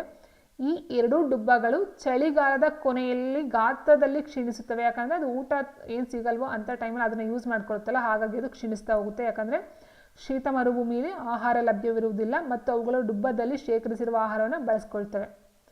ಇನ್ನು ನೆಕ್ಸ್ಟ್ ಏನಿದೆ, ಲಡಾಖ್ನ ತೀವ್ರ ಚಳಿಯಲ್ಲಿ ಬದುಕುಳಿಯಲು ತಲೆಯಿಂದ ಕುತ್ತಿಗೆಯವರೆಗೆ ಬೆಳೆಸಿದ ಕೂದಲುಗಳು ಸಹಾಯಕ. ಹಾಗಾಗಿ ಅಲ್ಲಿ ಏನಾಗುತ್ತೆ, ಶೀತ ಇದ್ರೂ ಸಹ ಅದಕ್ಕೆ ಬೆಚ್ಚವಾಗಿ ಇಡೋದಕ್ಕೆ ಒಂದು ಸಹಾಯವನ್ನು ಮಾಡುತ್ತೆ. ಇನ್ನು ಮರುಭೂಮಿಯಲ್ಲಿ ಬದುಕುಳಿಯಲು ಇತರ ಯಾವ ಗುಣಗಳು ಒಂಟೆಗಳಿಗೆ ಇದ್ದಾವೆ ಅಂತ ಕೇಳಿದರೆ, ಒಂಟೆಗಳು ಸ್ವಲ್ಪವೇ ಮೂತ್ರವನ್ನು ವಿಸರ್ಜಿಸುತ್ತವೆ. ಯಾಕಂದರೆ ಮರಳುಗಾಡಲ್ಲಿ ನೀರು ಅತಿಯಾಗಿ ಸಿಗೋದಿಲ್ಲ, ಕುಡಿಯದೆ ಸ್ವಲ್ಪ ನೀರು, ಮೂತ್ರವನ್ನು ಸ್ವಲ್ಪ ಮಾಡುತ್ತೆ. ಅವುಗಳು ಒಣಮಲವನ್ನು ಹೊರಹಾಕುತ್ತವೆ ಹಾಗೂ ಅವು ಬೆವರುವುದಿಲ್ಲ ಮತ್ತು ಎಂದು ರಾಜಸ್ಥಾನದ ಕಾಶಿ ಹೇಳ್ತಾನೆ. ಓಕೆ, ಮೇಯ್ನಾಗಿ ನೋಡ್ತಾ ಹೋದರೆ ಮೂತ್ರವನ್ನು ಕಡಿಮೆ ಮೂತ್ರ ಮಾಡೋದು, ಮತ್ತು ಒಣಮಲವನ್ನು ಮಾಡ್ತಕ್ಕಂಥದ್ದು, ಮತ್ತು ಬೆವರೋದಿಲ್ಲ. ವೆರಿ ಇಂಪಾರ್ಟೆಂಟ್, ನೋಡ್ತಾ ಹೋಗಿ. ಆ್ಯಂಡ್ ನೆಕ್ಸ್ಟ್, ಒಂಟೆಗಳು ಅವುಗಳ ದೇಹದಿಂದ ಹೆಚ್ಚಿನ ನೀರನ್ನು ಕೊಳ್ಳದಿರುವುದರಿಂದ ಅವು ನೀರು ಕುಡಿಯದೆ ಬಹಳ ದಿನಗಳವರೆಗೆ ಬದುಕುಳಿಯಬಲ್ಲವು. ಈಗ ಬಂತು ಗಿಡಗಳನ್ನ ನೋಡ್ತಾ ಹೋಗೋಣ. ಪ್ಲಾಂಟ್ಸ್, ಸಸ್ಯವರ್ಗಕ್ಕೆ ಸಂಬಂಧಪಟ್ಟಂತೆ ನೀಲಗಿರಿಯ ಶೋಭಾ ಕಣಿವೆ ಕಾಡುಗಳಲ್ಲಿ ಉಜ್ವಲ ಪ್ರಭೆಯ ಹೂಗಳುಳ್ಳ ರೋಡೋಡೆಂಡ್ರಾನ್ಗಳ ಬಗ್ಗೆ ಮಾಯ ಮಾತನಾಡುತ್ತಾಳೆ. ಸೊ ನಮ್ಗೆ ಇಲ್ಲಿ ಬೇಕಾದ ಇನ್ಫಾರ್ಮೇಶನ್ ಅಂತ ಅಂದರೆ, ನೀಲಗಿರಿಯ ಶೋಭಾ ಕಣಿವೆ ಕಾಡುಗಳಲ್ಲಿ ಕಂಡು ಬರ್ತಕ್ಕಂಥ ಒಂದು ಸಸ್ಯವರ್ಗ ರೋಡೋಡೆಂಡ್ರಾನ್. ಸೊ ಇದು ವೆರಿ ಇಂಪಾರ್ಟೆಂಟ್ ಸ್ನೇಹಿತರೆ.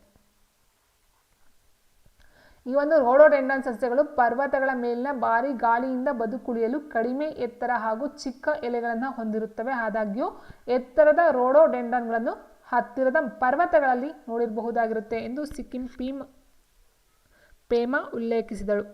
ಸೊ ಓಕೆ, ಇದನ್ನು ನೋಡ್ತಾ ಹೊರ ಸ್ನೇಹಿತರೆ, ಇದೊಂದು ಲಕ್ಷಣವನ್ನು ತಿಳ್ಕೊಳ್ಳಿ. ಆ್ಯಂಡ್ ಇದು ಎಲ್ಲಿ ಕಂಡು ಬರುತ್ತೆ ಆ ಒಂದು ಗಿಡದ ಹೆಸರನ್ನು ತಿಳ್ಕೊಳ್ತಾ ಹೋಗಿ. ಆ್ಯಂಡ್ ನೆಕ್ಸ್ಟ್ ನೋಡ್ತಾ ಹೋದರೆ, ಅಂಡಮಾನ್ ಮತ್ತು ನಿಕೋಬಾರ್ ದ್ವೀಪಗಳಲ್ಲಿ ಏನು ಕಂಡು ಬರುತ್ತೆ,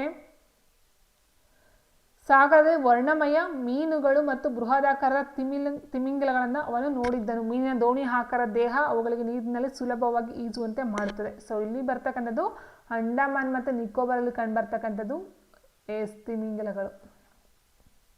ಆಲ್ಮೋಸ್ಟ್ ತಿಮಿಂಗಿಲಗಳು ಮೀನುಗಳೆಲ್ಲ ಕಂಡು ಬರ್ತಕ್ಕಂಥದ್ದೇನೆ ನೀರೊಳಗಡೆ, ಸಾಗರದ ಒಳಗಡೆ. ನೆಕ್ಸ್ಟ್ ನಾನು ನೋಡ್ತಾ ಹೊರ ಸ್ನೇಹಿತರೆ, ಒಂದು ನಿರ್ದಿಷ್ಟ ಪ್ರದೇಶದಲ್ಲಿ ಸಸ್ಯಗಳು ಮತ್ತು ಪ್ರಾಣಿಗಳು ಬದುಕುಳಿಯುವುದನ್ನು ಸಾಧ್ಯವಾಗಿಸುವ ವಿಶೇಷ ಗುಣಗಳನ್ನು ನಾವು ಹೊಂದಾಣಿಕೆಗಳು ಎಂದು ಕರೆಯಲಾಗುತ್ತದೆ. ಸೊ ಆಲ್ರೆಡಿ ಹೇಳಿದಾಗ ಈ ಒಂದು ಪರ್ವತ ಪ್ರದೇಶಗಳಲ್ಲಾಗಿರ್ಬೋದು ಅಥವಾ ಮರಳುಗಾಡಲಾಗಿರ್ಬೋದು, ಅದಕ್ಕೆ ಸಂಬಂಧಪಟ್ಟಂತೆ ಆ ಒಂದು ಪ್ರಾಣಿ ಅಥವಾ ಸಸ್ಯಕ್ಕೆ ಬದುಕಲು ಸಾಧ್ಯವಾಗಿರ್ತಕ್ಕಂಥ ಒಂದು ಲಕ್ಷಣಗಳು ಏನು ಬರುತ್ತೋ, ವಿಶೇಷ ಲಕ್ಷಣಗಳು. ಸೊ ಅದನ್ನು ನಾವು ಹೊಂದಾಣಿಕೆಗಳು ಅಂತ ಕರಿತೀವಿ, ಅದು ಗುಣಗಳು. ಓಕೆ, ಆ್ಯಂಡ್ ನೆಕ್ಸ್ಟ್ ನೋಡ್ತಾ ಹೋದರೆ, ವೆರಿ ಇಂಪಾರ್ಟೆಂಟ್ ಸ್ನೇಹಿತರೆ, ಆವಾಸ ಸ್ಥಾನ ಅಂತ ಹೇಳಿದ್ರೆ ಏನು, ಹ್ಯಾಬಿಟೇಟ್ ಅಂತ ಹೇಳ್ತೀವಿ. ಹ್ಯಾಬಿಟೇಟ್ ಅಂದರೆ ಒಂದು ಪ್ರಾಣಿ ಅಥವಾ ಪಕ್ಷಿ ಎಲ್ಲಿ ವಾಸ ಮಾಡುತ್ತೋ ಅದನ್ನು ನಾವು ಅದರ ಒಂದು ಆವಾಸ ಸ್ಥಾನ ಅಂತ ಹೇಳ್ತೀವಿ. ಸಸ್ಯಗಳು ಮತ್ತು ಪ್ರಾಣಿಗಳು ವಾಸಿಸುವ ಸ್ಥಳವನ್ನು ಅವುಗಳ ಆವಾಸ ಸ್ಥಾನ. ಫಾರ್ ಎಕ್ಸಾಂಪಲ್, ಈಗ ಪಕ್ಷಿಗಳು ಮರದ ಮೇಲಾಗಿರ್ಬೋದು, ಅಥವಾ ಈ ಒಂದು ಮೀನು ನೀರಲ್ಲಾಗಿರ್ಬೋದು, ಅಥವಾ ಈ ಒಂದು ಏನು ಹುಲಿ ಸಿಂಹಗಳು ಗುಹೆಗಳಂತ ಹೇಳ್ತೀವಲ್ಲ ಅದಾಗಿರ್ಬೋದು. ಸೊ ಅದನ್ನು ನಾವು ಆವಾಸ ಸ್ಥಾನ ಅಂತ ಕರಿತಾ ಹೋಗ್ತೀವಿ. ಸೊ ಫಾರ್ ಎಕ್ಸಾಂಪಲ್, ಸಮುದ್ರ ಅಥವಾ ಸಾಗರವು ಸಮುದ್ರ ಆಮೆಗಳ ಆವಾಸ ಸ್ಥಾನ. ಒಂಟೆಯ ಆವಾಸ ಸ್ಥಾನ ಉಷ್ಣ ಅಥವಾ ಶೀತ ಮರುಭೂಮಿ. ರೋಡೋಡೆಂಡ್ರಾನ್ನ ಆವಾಸ ಸ್ಥಾನ ಪರ್ವತಗಳು. ಸಸ್ಯಗಳ ಮತ್ತು ಪ್ರಾಣಿಗಳ ಆವಾಸ ಸ್ಥಾನ ಅವಳ ಉಳಿವಿಗಾಗಿ ಆಹಾರ, ನೀರು, ಗಾಳಿ, ಆಶ್ರಯ. ವೆರಿ ಇಂಪಾರ್ಟೆನ್ಸ್ ಇದೆ, ಇದನ್ನು ಕೇಳ್ತಾರೆ. ಆವಾಸ ಸ್ಥಾನವನ್ನು ಡಿಸೈಡ್ ಮಾಡ್ತಕ್ಕಂಥ ಒಂದು ಅಂಶಗಳು ಯಾವುವು? ಆಹಾರ, ನೀರು, ಗಾಳಿ, ಆಶ್ರಯ ಮತ್ತು ಇತರ ಅಗತ್ಯಗಳನ್ನು ಎಲ್ಲಿ ಒದಗಿಸುತ್ತೋ ಸೊ ಅದು ಆ ಒಂದು ಪ್ರಾಣಿಯ ಆವಾಸ ಸ್ಥಾನವಾಗಿರುತ್ತೆ. ನೆಕ್ಸ್ಟು ಇನ್ನು ನೋಡ್ತಾ ಹೋದರೆ, ಹಲವು ವಿಧದ ಸಸ್ಯಗಳು ಮತ್ತು ಪ್ರಾಣಿಗಳು ಒಂದೇ ಆವಾಸ ಸ್ಥಾನವನ್ನು ಹಂಚಿಕೊಳ್ಳಬಹುದು. ಒಂದು ಪ್ರದೇಶದ ಜೀವ ವೈವಿಧ್ಯತೆಯನ್ನು ರೂಪಿಸುವಲ್ಲಿ ಆವಾಸ ಸ್ಥಾನವು ಪ್ರಮುಖ ಪಾತ್ರವನ್ನು ವಹಿಸುತ್ತದೆ. ವೆರಿ ಇಂಪಾರ್ಟೆಂಟ್, ಈ ಒಂದು ಪಾಯಿಂಟ್ ನೋಡ್ತಾ ಹೋಗಿ ಸ್ನೇಹಿತರೆ. ಒಂದು ಪ್ರದೇಶದ ಜೀವ ವೈವಿಧ್ಯತೆಯನ್ನು ರೂಪಿಸುವಲ್ಲಿ ಆವಾಸ ಸ್ಥಾನ ಬಹು ಮುಖ್ಯ ಪಾತ್ರ. ಯಾಕಂತಂದರೆ ಒಂದು ಜೀವ ವೈವಿಧ್ಯತೆ ಅಂತ ಹೇಳಿದಾಗ ಅಲ್ಲಿ ಜೀವಿಗಳ ಸಂಖ್ಯೆ ಜಾಸ್ತಿ ಇರಬೇಕು. ಹೌದಾ? ಜೀವಿಗಳ ಸಂಖ್ಯೆ ಜಾಸ್ತಿ ಇರಬೇಕು ಅಂದರೆ ಅಲ್ಲಿ ಆ ಒಂದು ಜೀವಿಗೆ ಯಾವ ಒಂದು ಆವಾಸ ಸ್ಥಾನಕ್ಕೆ ಸಂಬಂಧಪಟ್ಟಂಥ ನೀರಾಗಿರ್ಬೋದು, ಆಹಾರ, ಗಾಳಿ, ಆಶ್ರಯ ಏನು ಸಿಗುತ್ತೋ ಸೊ ಅದರ ಮೇಲೆ ಆ ಒಂದು ಜೀವಿ ಅಲ್ಲಿ ಬದುಕುಳಿತಕ್ಕಂಥದ್ದಾಗಿರುತ್ತೆ. ಹೌದಾ. ಆವಾಸ ಸ್ಥಾನ ಇದ್ರೇ ಆ ಒಂದು ಜೀವಿ ಅಲ್ಲಿ ಬದುಕ್ತಕ್ಕಂಥದ್ದು, ಜೀವಿ ಇದ್ರೇ ಜೀವ ವೈವಿಧ್ಯತೆ ಅಂತಕ್ಕಂಥದ್ದು ನಾವು ನೋಡ್ತಾ ಹೋಗಬಹುದು. ಆ್ಯಂಡ್ ನೆಕ್ಸ್ಟ್ ಬಗ್ಗೆ ಸಲೀಂ ಅಲಿ ಇವ್ರನ್ನ ಪಕ್ಷಿಗಳ ಪ್ರೇಮಿ ಅಂತ ಹೇಳ್ತೀವಿ. ಪಕ್ಷಿಗಳಲ್ಲಿನ ವೈವಿಧ್ಯತೆಯನ್ನು ವೀಕ್ಷಿಸಲು ಭಾರತದಾದ್ಯಂತ ಪಯಣಿಸ್ತಕ್ಕಂಥದ್ದು ಇವರಕ್ಕೊಂದು ಕೆಲಸ ಆಗಿರುತ್ತೆ. ಇವರು ಪಕ್ಷಿಗಳ ಪಟ್ಟಿಯನ್ನು ಸಿದ್ಧಪಡಿಸಿ ಅವುಗಳ ಪಯಣದ ಹಾದಿ ಮತ್ತು ಆವಾಸ ಸ್ಥಾನಗಳನ್ನು ದಾಖಲಿಸಿದರು. ಅವರು ಪಕ್ಷಿಗಳ ವೈವಿಧ್ಯತೆಗೆ ಅಧಿಕವಾಗಿರುವ ಪ್ರದೇಶಗಳನ್ನು ದಾಖಲೀಕರಣ ಮಾಡಿದರು. ಆ ಪ್ರದೇಶಗಳ ಸಂರಕ್ಷಣೆಗೆ ಕ್ರಮವನ್ನು ಕೈಗೊಳ್ತಾರೆ. ಅದರಲ್ಲಿ ಮೇಯ್ನಾಗಿ ರಾಜಸ್ಥಾನದ ಭರತ್ಪುರದಲ್ಲಿರ್ತಕ್ಕಂಥ ಕಿಯೋಲಾಡಿಯೋ ಅಂತ ಹೇಳ್ತಕ್ಕಂಥದ್ದಾಗಿರ್ಬೋದು, ರಾಷ್ಟ್ರೀಯ ಉದ್ಯಾನ ಮತ್ತು ಕರ್ನಾಟಕದ ಮಂಡ್ಯದಲ್ಲಿರೋ ರಂಗನತಿಟ್ಟು ಪಕ್ಷಿಧಾಮ ಆಗಿರ್ಬೋದು ಅವರ ಸಂರಕ್ಷಿತ ಪ್ರದೇಶಗಳಲ್ಲಿ ಉದಾಹರಣೆ ಆಗಿರುತ್ತೆ. ಆ್ಯಂಡ್ ಭಾರತ ಉಪಖಂಡದ ಪಕ್ಷಿಗಳ ಬಗ್ಗೆ 10 ಸರಣಿ ಪುಸ್ತಕಗಳನ್ನು ಬರೆದಿದ್ದಾರಂತೆ. ಮತ್ತು ಇವರನ್ನು ಭಾರತ ಪಕ್ಷಿ ಮಾನವ ಎಂದು ಪರಿಗಣಿಸಲಾಗಿದೆ. 1976ರಲ್ಲಿ ಇವರಿಗೆ ಪದ್ಮವಿಭೂಷಣ ಪ್ರಶಸ್ತಿ ಸಹ ಕೊಟ್ಟು ಗೌರವವನ್ನು ಮಾಡಿದ್ದಾರೆ. ಸೊ ಓಕೆ, ಇದೆಲ್ಲ ಓಕೆ. ಭಾರತದ ಪಕ್ಷಿ ಮಾನವ ಅಂತ ಕರೆಯೋದು ಯಾರನ್ನ ಅಂತ ಕೇಳ್ಬೋದು. ಆ್ಯಂಡ್ ಮೇಯ್ನಾಗಿ 10 ಸರಣಿ ಪುಸ್ತಕಗಳನ್ನು ಬರೆದ, ವೆರಿ ಇಂಪಾರ್ಟೆಂಟ್, ನೋಡ್ತಾ ಹೋಗಿ. ಯಾಕಂದರೆ ಇವೆಲ್ಲ ಟೆಕ್ಸ್ಟ್ ಬುಕ್ಕಲ್ಲಿರೋದ್ರಿಂದ ಕ್ವಶನ್ಸ್ಗಳು ಎಲ್ಲಿಂದ ಸಹ ಎತ್ತಬಹುದು. ಓಕೆ. ಆ್ಯಂಡ್ ನೆಕ್ಸ್ಟು ನೆಲದ ಮೇಲೆ ವಾಸಿಸುವಂಥ ಮತ್ತು ನೀರಲ್ಲಿ ವಾಸಿಸುವ ಜೀವಿಗಳು ಎಂದು ಒಂದು ರೀತಿಯಲ್ಲಿ ಅವುಗಳನ್ನು ಗುಂಪುಗೂಡಿಸ್ತೀವಿ. ಅಂದರೆ ಫಾರ್ ಎಕ್ಸಾಂಪಲ್ ಅಂತ ನೋಡ್ತಾ ಹೋದರೆ ನೆಲದ ಮೇಲೆ ವಾಸಿಸುವಂಥ ಪ್ರಾಣಿಗಳು ಮತ್ತು ಸಸ್ಯಗಳನ್ನು ನೆಲವಾಸಿಗಳು ಅಂತ ಕರಿತೀವಿ. ಅರಣ್ಯಗಳು, ಮರುಭೂಮಿಗಳು, ಹುಲ್ಲುಗಾವಲುಗಳು, ಪರ್ವತಗಳು ಇವನ್ನೆಲ್ಲ ನಾವು ನೆಲ ಆವಾಸ ಸ್ಥಾನಗಳಿಗೆ ಕೆಲವು ಉದಾಹರಣೆ ಅಂತ ಹೇಳ್ಬಹುದು ಸ್ನೇಹಿತರೆ. ಆ್ಯಂಡ್ ನೆಕ್ಸ್ಟ್ ನೀರಿನಲ್ಲಿ ವಾಸಿಸುವಂತಹ ಸಸ್ಯಗಳು ಮತ್ತು ಪ್ರಾಣಿಗಳನ್ನು ನಾವು ಜಲವಾಸಿಗಳು ಅಂತ ಕರಿತೀವಿ. ಹೌದಾ. ಕೊಳಗಳು, ಸರೋವರಗಳು, ನದಿಗಳು ಮತ್ತು ಸಾಗರಗಳಲ್ಲಿ ವಾಸಿಸ್ತಕ್ಕಂಥವು ಜಲಚರಗಳು ಅಥವಾ ಜಲವಾಸ ಅಂತ ಹೇಳ್ತಾ ಹೋಗ್ತೀವಿ. ಇನ್ನು ಉಭಯವಾಸಿ ಅಂತ ಹೇಳಿದಾಗ ನೀರು ಮತ್ತು ನೆಲ ಎರಡು ಮೇಲೂ ವಾಸ ಮಾಡ್ತಕ್ಕಂಥದ್ದು ಉಭಯವಾಸಿ. ಫಾರ್ ಎಕ್ಸಾಂಪಲ್ ಕಪ್ಪೆ. ಸೊ ಹೀಗೆ ನಾವು ನೆಲವಾಸಿಗಳು, ಜಲವಾಸಿಗಳು, ಉಭಯವಾಸಿಗಳು, ಸೊ 3 ರೀತಿ ನಾವು ನೋಡ್ತಾ ಹೋಗ್ತೀವಿ. ಆ್ಯಂಡ್ ನೆಕ್ಸ್ಟು ನೋಡಿ, ನಿಮ್ಮ ಪೋಷಕರು, ಅಜ್ಜ ಅಜ್ಜಿಯರು ಮತ್ತು ನೆರೆಹೊರೆಯವರ ಬಳಿ ಅವರ ಬಾಲ್ಯದಲ್ಲಿ ಸರ್ವೇ ಸಾಮಾನ್ಯವಾಗಿ ಕಾಣುತ್ತಿದ್ದ ಆದರೆ ಈಗ ಅಪರೂಪವಾಗಿರುವ ಸಸ್ಯಗಳು, ಪಕ್ಷಿಗಳು, ಕೀಟಗಳು ಅಥವಾ ಇತರ ಪ್ರಾಣಿಗಳ ಬಗ್ಗೆ ವಿಚಾರಿಸಿ. ಆವಾಸ ಸ್ಥಾನಗಳು ಹಾನಿಗೊಂಡಾಗ ಈ ಬದಲಾವಣೆಗಳು ಪದೇ ಪದೇ ಸಂಭವಿಸುತ್ತದೆ. ಸೊ ಸ್ನೇಹಿತರೆ, ಇದಕ್ಕೂ ಸಂಬಂಧಪಟ್ಟಂತೆ ಒಂದು ಪ್ರಶ್ನೆ ಬಂದಿತ್ತು. ಏನಂತ ಹೇಳಿದ್ರೆ, ಕೆಲವೊಂದು ಪ್ರಾಣಿ ಅಥವಾ ಪಕ್ಷಿಗಳು ಕಣ್ಮರೆ ಆಗ್ತಾ ಇದ್ದಾವೆ, ಕಣ್ಮರೆ ಆಗಿದ್ದಾವೆ ಅಂದರೆ ಅದಕ್ಕೆ ಮೇನ್ ರೀಸನ್ ಏನು ಅಂತಕ್ಕಂಥದ್ದು ಒಂದು ಪ್ರಶ್ನೆ ಇತ್ತು. ಇದಕ್ಕೆ ಮೇನ್ ರೀಸನ್ ಅಂತಂದರೆ ಆವಾಸ ಸ್ಥಾನಗಳ ನಾಶ. ಎಲ್ಲಿ ಆವಾಸ ಸ್ಥಾನಗಳ ಹಾನಿಗೊಳ್ತವೋ ಅಥವಾ ಒಂದು ಹಾನಿ ಅಥವಾ ನಾಶ ಆಗುತ್ತೋ ಆ ಒಂದು ಜಾಗದಲ್ಲಿ ಏನಾಗುತ್ತೆ, ಅವುಗಳ ವಾಸನೆಲೆ, ಆಹಾರ ಮತ್ತು ಇತರ ಸಂಪನ್ಮೂಲಗಳು ನಷ್ಟವಾಗುತ್ತದೆ. ಇದು ಜೀವ ವೈವಿಧ್ಯತೆಯ ನಷ್ಟಕ್ಕೆ ಕಾರಣವಾಗುತ್ತದೆ. ಸೊ ಈ ಒಂದು ಕ್ವಶನ್ ಬಂದಿದೆ ಸ್ನೇಹಿತರೆ. ಒಂದು ಪ್ರಾಣಿ ಅಥವಾ ಪಕ್ಷಿಗ ಇತ್ತೀಚೆಗೆ ಕಣ್ಮರೆಯಾಗಿರೋದಕ್ಕೆ ಮುಖ್ಯ ಕಾರಣ ಏನಂತ ಹೇಳಿದ್ರೆ ಆವಾಸ ಸ್ಥಾನಗಳ ಒಂದು ನಾಶ ಮಾಡ್ತಕ್ಕಂಥದ್ದು ಆಗಿರುತ್ತೆ.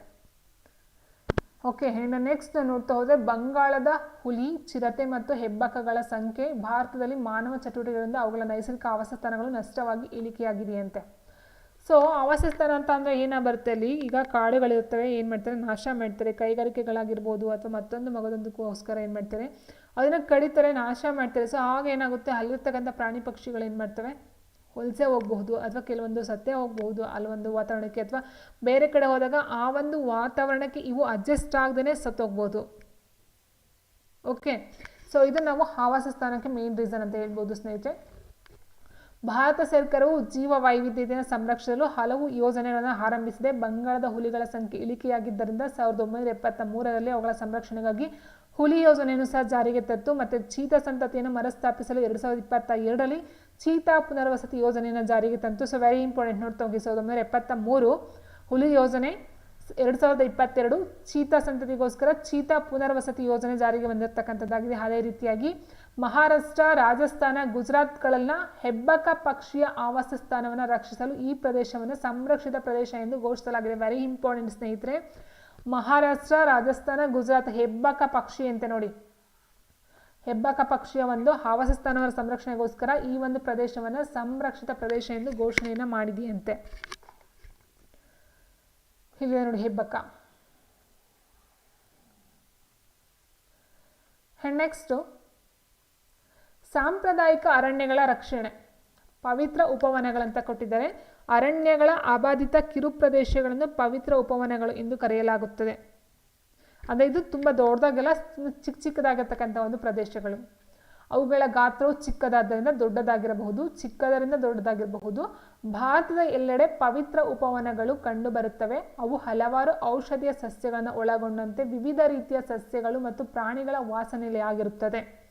ಸ್ಥಳೀಯ ಜನಸಮೂಹ ಇವುಗಳನ್ನು ರಕ್ಷಿಸುತ್ತದೆ. ಅಂದರೆ ಇದನ್ನು ಅಲ್ಲಿ ಇರ್ತಕ್ಕಂಥ ಸ್ಥಳೀಯ ಜನರು ರಕ್ಷಣೆಯನ್ನು ಮಾಡ್ತಕ್ಕಂಥದ್ದಾಗಿರುತ್ತೆ. ಮತ್ತು ಇಲ್ಲಿ ಯಾರೊಬ್ಬರು ಯಾವುದೇ ಪ್ರಾಣಿಗಳಿಗೆ ಹಾನಿ ಉಂಟು ಮಾಡುವಂತಿಲ್ಲ ಮತ್ತು ಉಪವನಗಳ ಮರಗಳನ್ನು ಕಡಿಯುವಂತಿಲ್ಲ ಅಥವಾ ತೊಂದರೆ ಉಂಟು ಮಾಡುವಂತಿಲ್ಲ. ಸೊ ಇಂಥದ್ದು ನಾವು ಪವಿತ್ರ ಉಪವನಗಳಂತ ಕರಿತಾ ಹೋಗ್ತೀವಿ. ಸೊ ಇಷ್ಟು ಬಂದ ಸ್ನೇಹಿತರೆ ಈ ಒಂದು ಇದಕ್ಕೆ ಸಂಬಂಧಪಟ್ಟಂತೆ ಆಗಿತ್ತು. ನೀವು ಏನೇನು ನೋಡಿದ್ವಿ ಅಂತ ನೋಡ್ತಾ ಹೋದರೆ, ನಮ್ಮ ಸುತ್ತ ವಿಭಿನ್ನ ಗುಣಗಳಿರುವ ವೈವಿಧ್ಯಮಯ ಸಸ್ಯಗಳು ಮತ್ತು ಪ್ರಾಣಿಗಳಿವೆ. ಇಂತಹ ವೈವಿಧ್ಯಮಯ ಸಸ್ಯಗಳು ಮತ್ತು ಪ್ರಾಣಿಗಳು ಜೀವ ವೈವಿಧ್ಯತೆಯ ಒಂದು ಭಾಗವಾಗಿರುತ್ತೆ. ಅವುಗಳ ನಡುವಣ ಸಾಮ್ಯತೆಗಳು ಮತ್ತು ವ್ಯತ್ಯಾಸಗಳ ಆಧಾರದ ಮೇಲೆ ಸಸ್ಯ ಮತ್ತು ಪ್ರಾಣಿಗಳನ್ನು ಗುಂಪುಗೂಡಿಸಬಹುದು. ಸೊ ಸಸ್ಯ ಅಂದರೆ ಯಾವುದು, ಪ್ರಾಣಿ ಅಂದರೆ ಯಾವುದು ಅಂತ ಅದಕ್ಕೆ ಸುಮಾರು ಒಂದು ಎಕ್ಸಾಂಪಲ್ಸ್ ಲಾಸ್ಟ್ ಕ್ಲಾಸೆಲ್ಲ ನೋಡ್ತಾ ಹೋಗಿದ್ದೀವಿ ನಾವು. ಆ್ಯಂಡ್ ಸಸ್ಯಗಳ ಸಾಮ್ಯತೆ ಮತ್ತು ವ್ಯತ್ಯಾಸಗಳನ್ನ ನೋಡ್ತಾ ಹೋದರೆ ಬೇರುಗಳು, ಕಾಂಡಗಳು, ಎಲೆಗಳು, ಹೂವುಗಳು ಇತ್ಯಾದಿಗಳ ಸಂಬಂಧಪಟ್ಟಂತೆ ಗುಣಗಳನ್ನು ಆಧರಿಸಿರುತ್ತೆ. ವಸ್ತುಗಳನ್ನು ಅವುಗಳ ಸಾಮಾನ್ಯ ಗುಣಗಳ ಆಧಾರದ ಮೇಲೆ ಗುಂಪುಗಳಾಗಿಸುವ ವಿಧಾನವನ್ನು ಗುಂಪುಗೂಡಿಸುವಿಕೆ ಎಂದು ಕರೆಯಲಾಗುತ್ತದೆ. ಸಸ್ಯಗಳನ್ನು ಅವುಗಳ ಎತ್ತರ, ಕಾಂಡ ವಿಧ ಮತ್ತು ಕವಲೊಡೆಯುವ ವಿನ್ಯಾಸವನ್ನು ಆಧರಿಸಿ ಮೂಲಿಕೆಗಳು, ಪೊದೆಗಳು ಮತ್ತು ಮರಗಳು ಅಂತ ನೋಡ್ತಾ ಹೋಗ್ತೀವಿ. ಸಸ್ಯಗಳ ಬೀಜಗಳಲ್ಲಿರುವ ಬೀಜದಳಗಳ ಸಂಖ್ಯೆಯನ್ನು ಆಧರಿಸಿ ಅವುಗಳನ್ನು ಏಕದಳ ಮತ್ತು ದ್ವಿದಳ ಎಂದು ಗುಂಪುಗೂಡಿಸಬಹುದು. ಏಕದಳ ಸಸ್ಯಗಳು ಸಾಮಾನ್ಯವಾಗಿ ತಮ್ಮ ಎಲ್ಲ ಎಲೆಗಳಲ್ಲಿ ಸಮಾಂತರ ನಾಳ ವಿನ್ಯಾಸವನ್ನು ಮತ್ತು ತಂತು ಬೇರು ಹೊಂದಿರುತ್ತವೆ. ದ್ವಿದಳ ಸಸ್ಯಗಳಲ್ಲಿ ಎಲೆಗಳು ಸಾಮಾನ್ಯವಾಗಿ ಜಾಲಬಂಧ ನಾಳ ವಿನ್ಯಾಸ ಮತ್ತು ತಾಯಿ ಬೇರನ್ನು ಹೊಂದಿರುತ್ತದೆ. ಸೊ ನೋಡಿದ್ವಿ ಅಲ್ವಾ ಈಗ. ಆ್ಯಂಡ್ ನೆಕ್ಸ್ಟ್ ವಿಭಿನ್ನ ರೀತಿಯ ಚಲನೆಯ ಆಧಾರದ ಮೇಲೆ ಪ್ರಾಣಿಗಳನ್ನು ಗುಂಪುಗೂಡಿಸಬಹುದಾಗಿರುತ್ತೆ. ಆ್ಯಂಡ್ ವಿಭಿನ್ನ ಪರಿಸ್ಥಿತಿಗಳ ಕಾರಣದಿಂದ ವಿವಿಧ ಪ್ರದೇಶಗಳ ಜೀವ ವೈವಿಧ್ಯತೆಯ ಬದಲಾಗುತ್ತಾ ಹೋಗುತ್ತೆ. ಸಸ್ಯಗಳು, ಪ್ರಾಣಿಗಳು ಒಂದು ನಿರ್ದಿಷ್ಟ ಪ್ರದೇಶದಲ್ಲಿ ಬದುಕುಳಿಯಲು ಅನುಕೂಲಿಸುವಂಥ ಒಂದು ವಿಶೇಷ ಗುಣಗಳಿಗೆ ನಾವು ಹೊಂದಾಣಿಕೆಗಳು ಅಂತ ಕರಿತೀವಿ. ಸಸ್ಯಗಳು ಮತ್ತು ಪ್ರಾಣಿಗಳು ವಾಸಿಸುವ ಸ್ಥಳವು ಅವುಗಳ ಆವಾಸ ಸ್ಥಾನವಾಗಿದೆ. ಪ್ರಾಣಿಗಳು ಮತ್ತು ಸಸ್ಯಗಳನ್ನು ಅವುಗಳ ಆವಾಸ ಸ್ಥಾನಗಳ ಆಧಾರದ ಮೇಲೆ ನೆಲವಾಸಿ ಮತ್ತು ಜಲವಾಸಿ ಮತ್ತು ಉಭಯವಾಸಿ ಅಂತ ಗುಂಪನ್ನು ಮಾಡ್ತಕ್ಕಂಥದ್ದಾಗಿರುತ್ತೆ. ಇನ್ನು ಸಸ್ಯಗಳು ಮತ್ತು ಪ್ರಾಣಿಗಳ ಆವಾಸ ಸ್ಥಾನಗಳಿಗೆ ಉಂಟಾಗುವ ಹಾನಿಯಿಂದಾಗಿ ಅವು ತಮ್ಮ ವಾಸನೆಲೆ, ಆಹಾರ ಮತ್ತು ಇತರ ಸಂಪನ್ಮೂಲಗಳನ್ನು ಕಳೆದುಕೊಳ್ಳುತ್ತವೆ. ಇದು ಜೀವ ವೈವಿಧ್ಯತೆಯ ನಷ್ಟಕ್ಕೆ ಕಾರಣವಾಗಿದೆ. ಸೊ ಕೇಳ್ಬೋದು ಸ್ನೇಹಿತರೆ, ಜೀವ ವೈವಿಧ್ಯತೆಯ ನಷ್ಟಕ್ಕೆ ಪ್ರಮುಖ ಕಾರಣ ಅಂತ ಕೇಳ್ಬಿಟ್ಟು ಆಪ್ಷನ್ಸ್ಗಳನ್ನ ಕೊಡಬಹುದಾಗಿರುತ್ತೆ. ನಮ್ಮ ಗ್ರಹದ ಮೇಲೆ ಸಸ್ಯಗಳು ಮತ್ತು ಪ್ರಾಣಿಗಳು ಬದುಕುಳಿಯಲು ಮತ್ತು ಅಭಿವೃದ್ಧಿ ಹೊಂದಲು ಸಹಾಯಕವಾಗುವಂತೆ ಜೀವ ವೈವಿಧ್ಯತೆಯ ಸಂರಕ್ಷಣೆ ನಾವು ಖಚಿತಪಡಿಸಿಕೊಳ್ಳಬೇಕು. ಸೊ ಇಷ್ಟು ಸ್ನೇಹಿತರೆ ಈ ಒಂದು ಇದಕ್ಕೆ ಸಂಬಂಧಪಟ್ಟಂತೆ ಇರ್ತಕ್ಕಂಥ ಒಂದು ಇನ್ಫಾರ್ಮೇಷನ್ ಆಗಿರುತ್ತೆ. ಸೊ ಈ ವಿಡಿಯೋ ನಿಮಗೆ ಯೂಸ್ ಅಂತ ಅಂದ್ಕೊಳ್ತಾ ಸೊ ಇಲ್ಲಿಗೆ ಈ ಒಂದು ಚಾಪ್ಟರ್ ಎಂಡ್ ಆಗ್ತಾ ಇದೆ ಸ್ನೇಹಿತರೆ. ವಿಡಿಯೋ ಇಷ್ಟ ಒಂದು ಲೈಕನ್ನು ಮಾಡಿ ಅಂತ ಹೇಳ್ತಾ ಇಲ್ಲಿಗೆ ಎಂಡ್ ಮಾಡ್ತಾ ಇದ್ದೀನಿ.